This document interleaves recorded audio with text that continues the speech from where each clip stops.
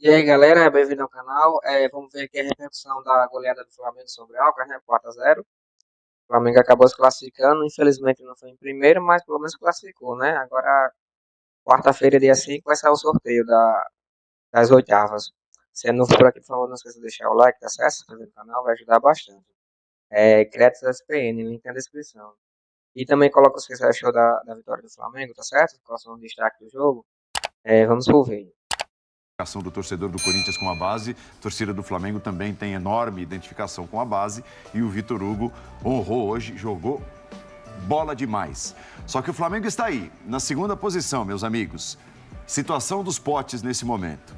O Flamengo com o Nacional do Uruguai, River Plate, Argentino Júnior, Galo e Atlético Nacional da Colômbia. Pote 2 esse, né? Podendo enfrentar nas oitavas de final o próprio Racing, né, que foi adversário dele agora, Internacional, um clássico brasileiro, Fluminense, um clássico estadual e nacional, Independente Del Valle, time duro, que derrotou o Flamengo na Recopa Sul-Americana, antes de começar a Libertadores, o Furacão Atlético Paranaense, que seria a reedição da última final, e o Olímpia do Aguirre, que fez um ótimo papel nessa primeira fase. E amanhã, a depender do que aconteceu, o Palmeiras aí ganhando o pote 1, não ganhando pote 2. Pote 2 também.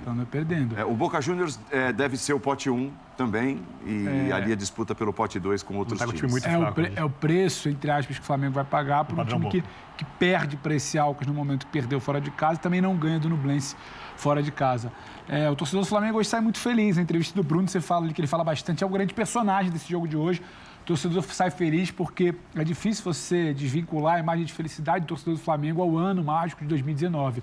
E ele vê o Bruno Henrique esticando, acelerando, participando, servindo, construindo, sendo protagonista. Ele vê um Felipe Luiz muito bem hoje, muito bem Felipe Luiz hoje, daquelas bolas que ele joga, que a gente para e fala, sabe muito, com inteligência, hoje sem talvez esticar. O lado esquerdo foi meio déjà vu para... E pega esse déjà vu e ele vê o que ele gosta também, que é um jovem se firmando, jovem que já vinha bem. Só não foi melhor essa temporada porque passou um tempo longe do time por lesão. Vitor Hugo, muito bem. O quarto gol dá para coroar essa atuação com o Bruno, com o Pedro servindo, que não acontecia, com o Vitor Hugo. Então, mexe nas melhores memórias do torcedor do Flamengo. E, claro, um Flamengo, a gente está sempre debatendo aqui, né? Qual foi a melhor atuação pelas mãos do São Paulo? Quando que o Flamengo teve cara de São Paulo? Um Flamengo que, principalmente ali no primeiro tempo, para resolver a parada, tem cara de São Paulo, vertical, intenso, comprometido. Mas o nível do Alcas, alguém vai querer desmerecer. O nível do Santos também não é alto. E a gente debatia que venceu, o São Paulo disse que estava próximo do que ele queria de posse de bola, de troca de passes, de que ele treinava, mas não construiu essa facilidade. O Flamengo tem condição de construir facilidade, muita facilidade, contra times de menor técnica. Então o Flamengo fez o que ele esperava com uma cara de São Paulo e conversando, dialogando com aquele Flamengo lá de trás. Quando você olha para o campo hoje, você tem o Vitor Hugo com o Everton Ribeiro pelo lado direito. Você tem, como disse o Breyer, Felipe Luiz, Bruno Henrique. Você tem a Arrascaeta pelo lado esquerdo. Muita troca de posição, muita movimentação, cada um puxando espaço, confundindo a defesa do Alcas, que é limitada, e abrindo. O campo se abre, Bruno Henrique acelera, alguém sempre servindo. O lance do quarto gol. Bruno Henrique vai achar o Pedro, atrai a marcação, confunde, serve o Vitor Hugo, que tinha roubado a bola lá na origem, deixado com a Arrascaeta esticar no Bruno Henrique. Então, a torcida do Flamengo no Maracanã, onde esse time tem sido mais forte, é o déjà vu que você falou, né, Breyer? Então, ela mexeu num potinho ali de boas lembranças, de vitórias, e há muito tempo esse torcedor está querendo resgatar, saber do Bruno Henrique, se ainda pode entregar. E você fala de Bruno Henrique, você fala de Libertadores, você fala de retomada, você fala de um novo trabalho, é o Flamengo querendo ser mais forte. Vai pagar esse pote 2 aí pelo que não jogou em alguns momentos da fase de grupos. Mas hoje passa um recado muito interessante para o seu torcedor, agora é uma questão de entender. Vai ser mais um jogo que daqui a pouco a gente vai pontuar aquele Flamengo do Alcas, teve cara de Sampaoli, ou vai ser a retomada de uma sequência? Eu acho, Paulo, que ele começou a ter algumas sinalizações quando ele tira Gabriel, disse que não vai ter problema de mexer com alguns medalhões, está chegando gente muito boa de qualidade daqui a pouco. Eu acho que talvez seja uma tendência muito mais de seguir isso de alguma forma positiva do que de agora ser algo muito fora da curva. São Paulo está testando, está mexendo, é um início de trabalho de São Paulo. Então o torcedor do Flamengo tem todo o direito de ficar muito animado com o que ele viu hoje. Eu acho que os jogos contra Santos e o jogo de hoje, ambos os jogos do último e esse, não são jogos que servem para tirar uma conclusão do que esse time vai produzir. Mas você tira recados, né? Tem recados positivos. Sim. Mas eu quero ver esse elenco oferecendo uma sequência longa de jogos à altura do seu potencial. É a pergunta. Eu não vou entrar na polêmica do Bruno Henrique com a notícia do Mauro César. O Mauro César é um jornalista experiente que dá informações várias vezes corretas sobre o Flamengo. Ele não inventou a notícia, eu tenho certeza absoluta, né? Então, é para ser considerada. Não vou entrar na polêmica. Não sei o que aconteceu. Eu sei que ele não inventou a notícia, tenho certeza absoluta. Sobre o Bruno Henrique, quando eu falo sobre ter uma relação saudável com o futebol, eu acho que faz parte de gostar de personagens, de ver alguns jogadores que atuam. Para mim, o Bruno Henrique é o melhor jogador da melhor versão, foi o melhor jogador da melhor versão do Flamengo desde a geração do Flamengo do Zico, que é o Flamengo de 2019, o Flamengo do Jorge Jesus.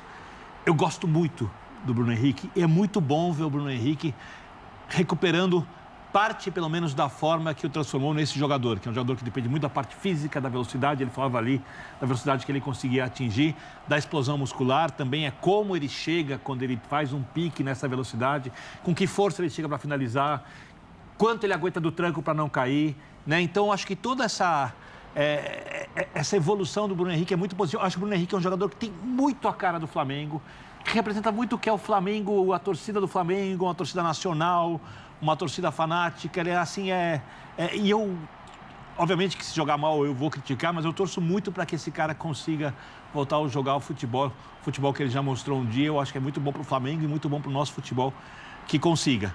E eu prefiro esperar, repito, para entender o que vai acontecer. Não acho que esse pote 2 ele é tão assustador como normalmente seria. Ele tem Atlético e River. E eu não gostaria de pegar o Atlético e o River de nenhum jeito no mata-mata logo cedo.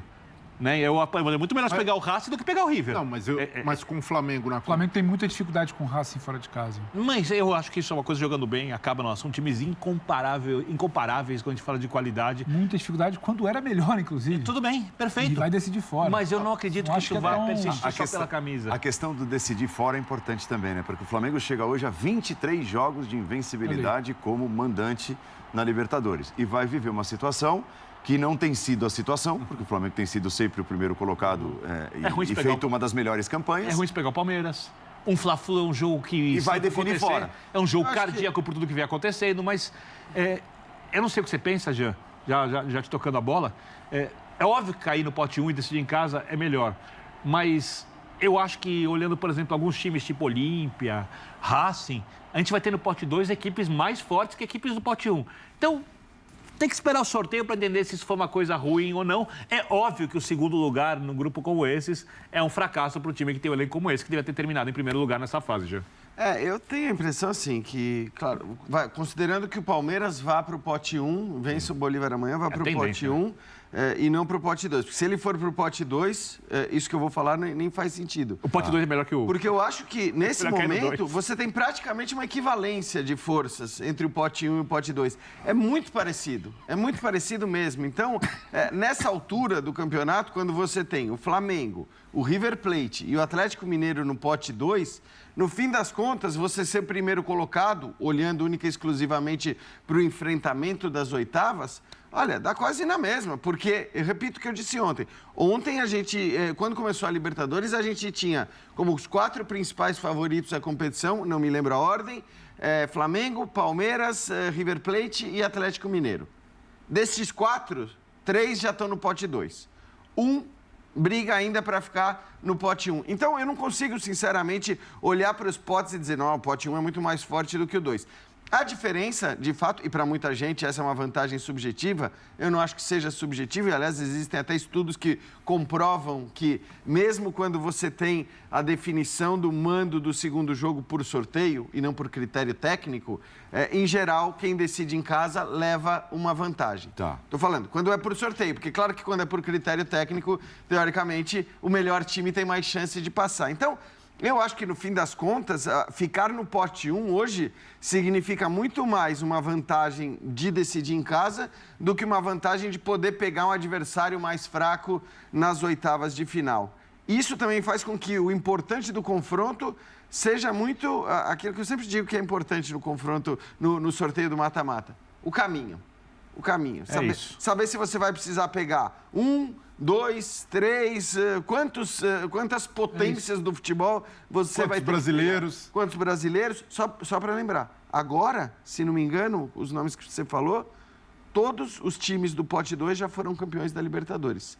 Todos. Boa questão. Isso assim, não deve... Tô checando aqui. Não deve acontecer amanhã, porque é provável, muito provável que o Boca Juniors esteja no pote 1 e é provável também que o Palmeiras esteja. Mas é isso, todos do pote 2 já foram campeões da Libertadores. Sobre o Bolívar. É isso. Se o Palmeiras ganhar amanhã, eu vejo o Flamengo como adversário mais indesejável do pote 2, porque mesmo ainda estando numa fase de consolidação, é o atual campeão, é o time que chegou em 3 finais das últimas 4 edições e vai ganhando aos poucos corpo sob o comando do Sampaoli. São 6 vitórias nos últimos 7 jogos.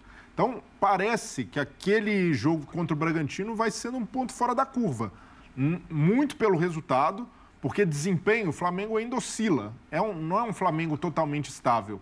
Mas, em termos de resultado, de ter conseguido uma sequência de 10 jogos de invencibilidade, o São Paulo, aos poucos, vai colocando o time no caminho certo. E chegar com esse time no caminho certo, no mata-mata de Libertadores, é algo que impõe um respeito grande em todos os adversários. Então, o Palmeiras é hoje o adversário. Se o Palmeiras cai no pote 2, a gente tem uma divisão de forças ali mais equilibrada. Agora, comparando o Flamengo com o River e com o Atlético, pelo futebol que essas equipes jogaram até aqui, eu vejo que o Flamengo hoje impõe mais respeito se tratando de mata-mata de Libertadores. Assim, qual Flamengo?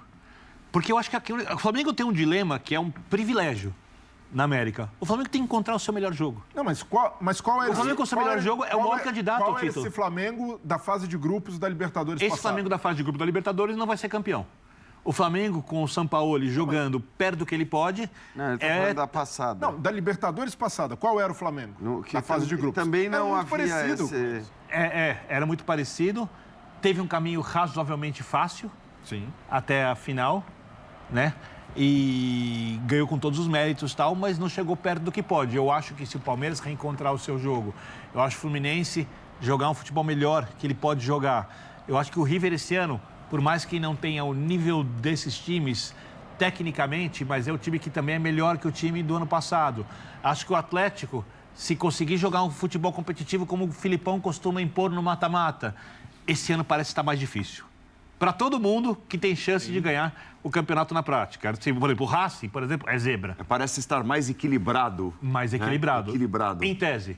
A gente tem que esperar o mercado e tal. E esse equilíbrio, acho que muito pelo fato de o Flamengo estar muito longe do seu potencial máximo. Porque se tiver potencial, ele é o principal candidato. Porque é isso que você falou. A gente não consegue olhar, mesmo para essa melhora, para esses resultados, a gente não consegue olhar para esse Flamengo e cravar que ele está no caminho, esse time está voando, esse time daqui a pouco vai estar no seu auge. Talvez sim. A questão é que, tecnicamente, o time, independentemente de encontrar a sua melhor formação ou não, o time é tão forte e vai ser ainda mais forte, porque a gente lembra, estão chegando reforços importantíssimos. Já estamos falando do melhor elenco da América do Sul, que pode não ter tido todo o seu potencial, certamente não teve o seu potencial todo em ação até agora, mas já é o melhor elenco e vai ser ainda melhor porque continua contratando jogadores de um nível que os seus rivais na Libertadores não têm capacidade de contratar.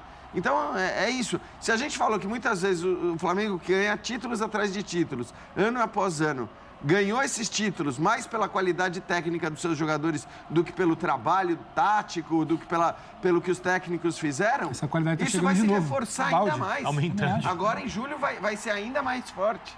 Agora, assim, a gente não tem acesso aos treinamentos, a gente tem acesso às informações, a gente tem os nossos colegas buscando informações que vêm de lá de dentro, mas a gente tem acesso total aos jogos. Sim. E, claramente, depois da fase ali que pintou como crítica, com muitos treinamentos e tal, que poderia ter desagradado o elenco, o Flamengo foi um arremedo físico contra o Bragantino, Sim.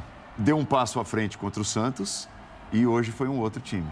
Chegou num ponto alto, digamos assim, desde o fim da data FIFA. E o Bruno Henrique como símbolo máximo disso. O jogador que foi preservado, já alcançou aparentemente o nível ideal. E tem outros indícios que mostram que o Flamengo está caminhando como equipe. Então, hoje, por exemplo, fragilidade do Alcas à parte, um time que conseguiu finalizar 15 vezes no primeiro tempo. Teve um volume muito grande e, por outro lado, não deixou o adversário chegar perto da área. O Alcas finalizou 2 vezes só, uma delas... Nenhuma no gol. Bola parada, nenhuma no gol. Então, o Flamengo que vinha sofrendo nos últimos 5 jogos uma média de 20 finalizações, hoje, sofrer menos de 10 já é um ponto interessante, principalmente de... O Flamengo ganhar do Santos é uma obviedade. Tomar 2 gols do Santos não é uma obviedade nesse momento. É o ponto. E por quê? Pelo que o Brenner fala, concede muito a muitos jogos. Sim. Concede, inclusive, naquele 3-0 do Grêmio. Repito, o Matheus Cunha foi melhor em campo. Então, hoje você inverte a lógica. Hoje você está sufocando, a bola em tese não está perto do seu gol. Você não está sofrendo. Ah, mas era o Alcas. Gente, a gente cansou de debater vitória do Flamengo contra times mais fracos e falar sobre desempenho. O Santos também é muito fraco. Não é o Santos gigante, a camisa toda a história. O Santos atual é um time muito limitado. O Flamengo pega um Santos remendado, sem treinador, em crise, porta fechada, ninguém sabe o que vai ser. Esse Flamengo tomou um amasso do Cruzeiro no segundo tempo no Maracanã. Quase perdeu o jogo. Então, assim, eu vejo sim, estou com o Paulo.